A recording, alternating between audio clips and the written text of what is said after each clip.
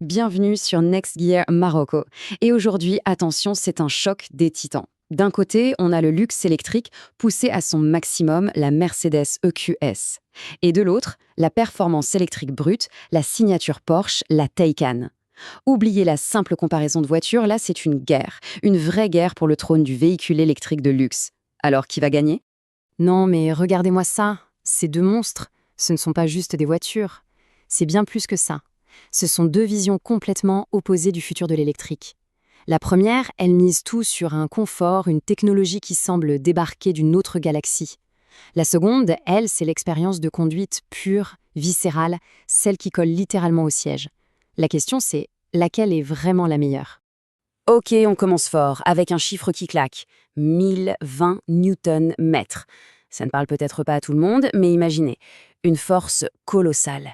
Une poussée qui propulse en avant, mais instantanément et sans un seul bruit. Voilà, c'est ça la puissance démoniaque de la Mercedes EQS, prête à clouer n'importe qui au fond de son siège. Mais attention, la Porsche Taycan, elle, a une arme secrète. Et elle est redoutable. 325 kilowatts. Non, ce n'est pas sa puissance, c'est sa vitesse de recharge, un chiffre qui pulvérise littéralement toute la concurrence, on va le voir tout de suite. La puissance brute contre la vitesse de l'éclair, que le combat commence. En fait, le choix entre ces deux géants, ça se résume à une seule et unique question. Qu'est-ce qui est le plus important? Est-ce que c'est le luxe ultime, l'autonomie pour traverser le pays sans le moindre stress? Ou alors est-ce que c'est la performance pure et une recherche tellement rapide qu'on n'a même pas le temps de finir son café? Bon, on va décortiquer tout ça. Round 1. Allez, on plonge direct dans le vif du sujet. On va décortiquer l'âme de chaque voiture, leur design et l'ambiance qu'on trouve une fois à l'intérieur. Luxe contre sportivité, c'est parti. Et là, franchement, c'est le jour et la nuit. Monter dans l'EQS, c'est comme entrer dans un vaisseau spatial de luxe. L'espace est juste immense. Tout est conçu pour un confort maximal.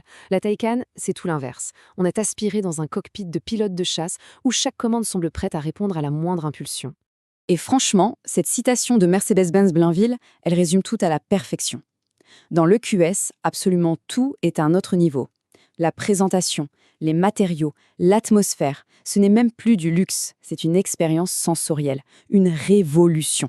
La Taycan, de son côté, elle s'en fiche complètement d'être un salon roulant. Son design extérieur y hurle la performance. Des lignes acérées, un profil bas, agressif, elle ne cache absolument pas son ADN de voiture de course. Et c'est justement ça qui la rend si différente de l'EQS. Round 2. Bon, maintenant qu'on a vu leur philosophie, on va voir comment ça se traduit sur l'asphalte. C'est le moment de faire parler les chiffres, de faire parler la puissance. Puissance contre finesse. Alors, sur le papier, les chiffres qui viennent de Mercedes-Benz of Cincinnati sont brutaux. L'EQS, elle, écrase tout.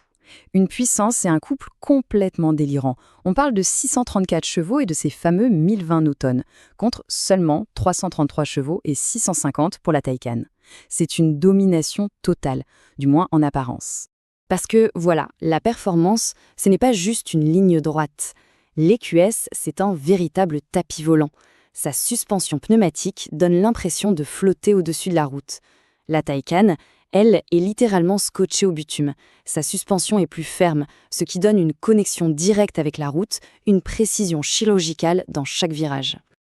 Ronde 3. Allez, on passe à la bataille des cerveaux, le cœur numérique de ces machines de guerre. Le cerveau contre les muscles. La question c'est, qui offre l'expérience la plus intelligente, la plus intuitive? Ouais, c'est la question qui tue. Dans des voitures aussi high-tech, la façon dont on interagit avec la technologie, ça peut faire toute la différence. Alors, qui a le cerveau le plus affûté? Visuellement, il n'y a pas photo, c'est un chaos. L'EQS en met plein la vue avec son hyperscreen, c'est un mur de verre de 56 pouces qui traverse tout le tableau de bord, une pure démonstration de force technologique. La Taycan, elle, joue plus la carte de l'efficacité sportive avec sa console à double écran. C'est moderne, mais c'est plus sobre.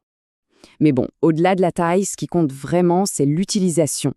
Et là, le système MBUX de Mercedes, celui qui est derrière cet écran géant, il est réputé pour être ultra simple à utiliser. Les sources sont très claires là-dessus, l'interface de la Taycan est plus complexe, et ça, pour le quotidien, c'est un point crucial. Et on arrive au round final, le nerf de la guerre pour n'importe quel propriétaire de voiture électrique, l'autonomie et la recharge.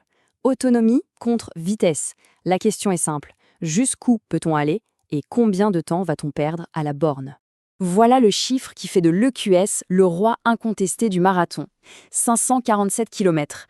C'est assez pour traverser une bonne partie du Maroc sans même avoir à penser à une borne de recharge. C'est tout simplement la liberté absolue pour les longs trajets. Et là, voilà l'arme secrète de la Taycan. Parce que si le QS gagnait le marathon, la Taycan, elle, est la championne du sprint. Il suffit de voir cette courbe de charge tirée du rapport P3. La ligne bleue, c'est la Taycan. Elle grimpe à des vitesses que les autres ne peuvent même pas imaginer. Ce graphique, il enfonce le clou. En moyenne, pour passer de 10 à 80% de batterie, la Taycan charge à 282 kW, contre 167 pour le QS. En clair, qu'est-ce que ça veut dire? Ça veut dire beaucoup moins de temps d'attente pour la Porsche. Et on le sait, le temps, c'est de l'argent. Bon, après ce combat acharné, quel est le verdict? Eh bien, la vérité, c'est qu'il n'y a pas un seul gagnant. Le meilleur trône, au final, c'est celui qui est fait pour la bonne personne. Pour résumer, c'est simple. Le EQS, c'est le choix de la raison. Le confort absolu, une technologie bluffante mais facile à utiliser et une autonomie qui libère l'esprit de tout stress. La Taycan, c'est le choix de la passion, des sensations de conduite pure, une connexion totale avec la route et la recharge la plus rapide du monde. Point final. La question finale est donc posée. Est-ce qu'on préfère s'installer dans le luxe serein du salon d'un PDG ou prendre les commandes dans le cockpit d'un pilote prêt à dévorer la route? Le salon du PDG ou le cockpit du pilote? Le choix du trône est à faire. La réponse est dans les commentaires. Et pour plus de duels comme celui-ci, il y a l'abonnement à Next Kia Morocco.